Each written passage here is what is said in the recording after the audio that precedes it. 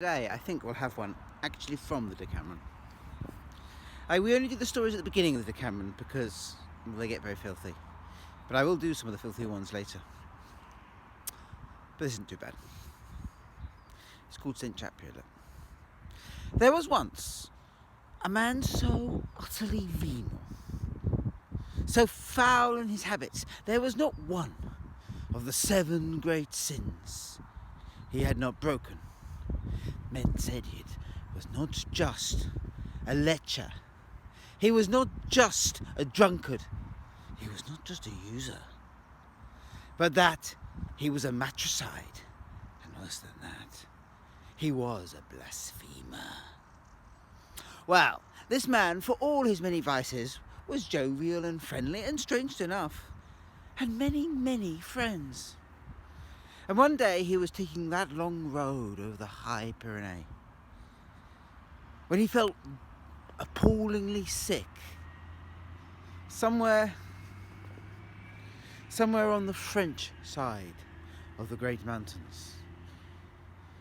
And so he went to some friends of his down in Saint-Jean. And there he lay as one dying.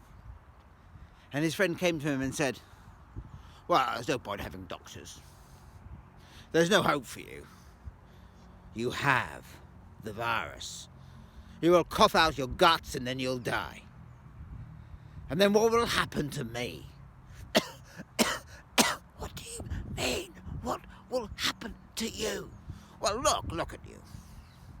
You're a man so venal, so utterly evil in every one of your ways, that you are already, to all intents and purposes, excommunicated.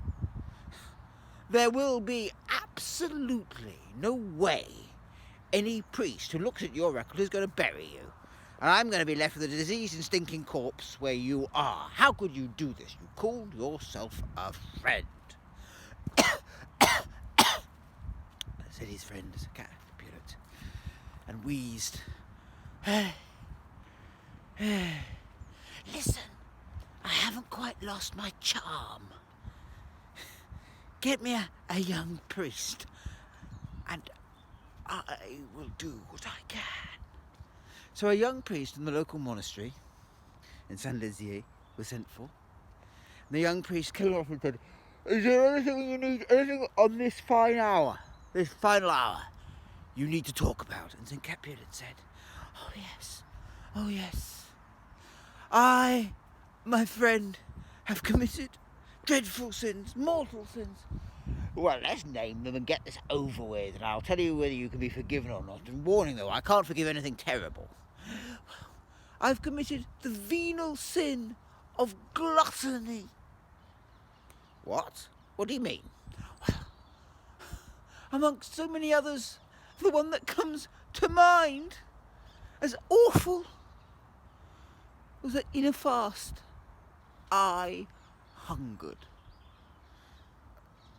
"No, I don't think that's a sin."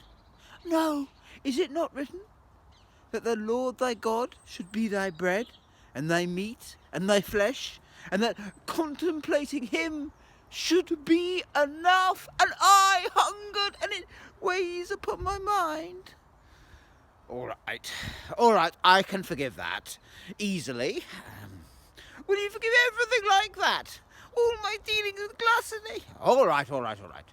I shall forgive everything that you have ever done towards gluttony. Are you happy, my good man? Now, have you any more sins to tell me?" Oh yes. I have a dreadful sin. What is it?" "Licentiousness and love of wine." "Ah, now that is a venal sin. Do you want to tell me about it?" "The one thing that comes readily to mind, let it stand for the rest, was that during the communion I loved the taste of the blood of God." Horror. Now, noticing that the blood of God is also wine, is it not written that Jesus said, "This is my blood"? And I so loved wine, I tasted it as wine. All right, yes, there is a technical sin there. I think I can forgive it. Can you forgive everything to do with alcohol? All right, I'll forgive everything that you've ever done towards alcohol. Thank you, my friend. Thank you. And now I have another sin. Oh, what is it this time? You admired the shin of some young girl? Oh, no, I would never have done that. But I did notice that nuns might have a shape. Now that really isn't a sin, is it? Oh, yes, it is. It is, for they were given to God and were brides of Christ. And I saw them as if they could have been brides of men. It is a mortal sin, the sin of licentiousness. All right, I'll forgive you all your licentiousness. Now, have you anything else? Oh, there was my dealings with my mother. Your dealings with your mother? That is right, that is awful. Well, what happened?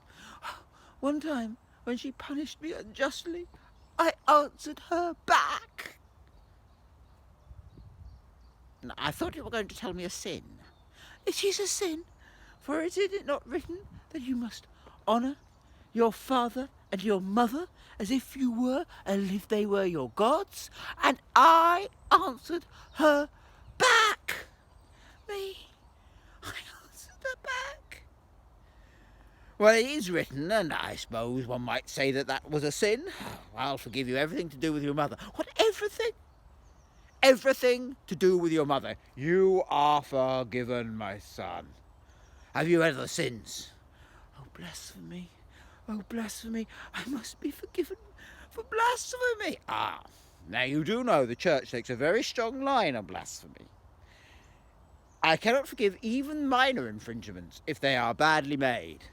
For once you are forgiven, you will go to heaven, and not even purgatory. I shall tell you and take a chance. What comes most to mind was that once, when I was baptized, I pulled a little page out of my Bible when my mother, who was drunk, nearly dropped me. No, that isn't a sin. No, I pulled a page out of the Word of God. All right, we can forgive that one. I'll forgive you everything to do with blasphemy, if you like, if that's the kind of sin that's worrying you. You are no longer a blasphemer, my son. I have forgiven you your dealings with your mothers, your licentiousness, your gluttony. I have forgiven you sins of the flesh, and I will die not a blasphemer. So be it. And he made the sign of the cross and gave Capulet extreme unction. Well, that very day, Capulet wheezed and gulped his last. And his friend went out to bury him in the standard burial yard when the monk came from Saint Lizier with all the monks, and they demanded that the body of St. Capulet was laid upon their holy altar. And there the young monk preached such a sermon. Here was a man like no other. I know, for I heard his great confession.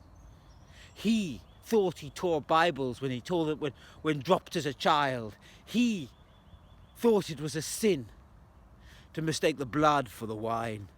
He thought it was a sin to hunger in a fast. He was a man so pure. He remembered the insults of his childhood to his mother. It was a pleasure to hear his confession, and a pleasure to ensure he died sinless, as anyone can be in this fallen world of ours. So they had Capulet turned into a saint, and the altar of Saint Capulet became one of the pilgrimage sites of the High Pyrenees from that day to this. And many men came, and many men prayed to Saint Capulet, and were cured of their desires and their lusts as they thought upon his perfect life. So whether St. Capulet really was forgiven and is now up in heaven, or whether it seems more likely that our great God remembered what he was really I suppose I will never know. But it does rather show the power of faith and belief and prayer, come what may, in this fallen world of ours, don't you think? So that actually was about the third story from the Decameron.